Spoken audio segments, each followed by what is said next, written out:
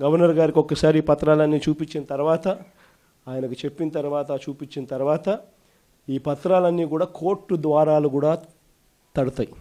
1,04,00,000 సంతకాలు చేసిన ఈ డాక్యుమెంట్స్ అన్నీ కూడా భద్రంగా కోర్టు ద్వారాలు కూడా తడతాయి.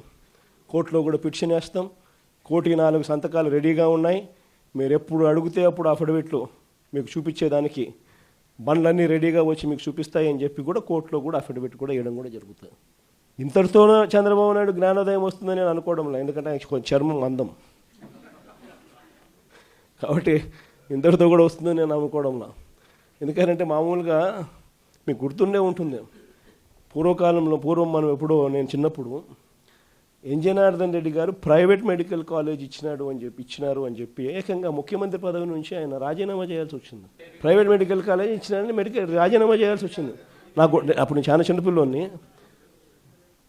అప్పుడే నేను అనుకుంటా ఉంటే ఒక ప్రైవేట్ ఒక కాలేజు, ఈరోజు ఈయనకు సిగ్గు లేదు, ఇంకొకటి లేదు, ఏకంగా లెఫ్ట్ రైట్ సెంటర్ గవర్నమెంట్ ఆస్తులను నేను ఇచ్చేస్తున్నాను అని చెప్పి స్కాములు చేయడానికి ఏమాత్రం వెనకడుగు వేయడంలా.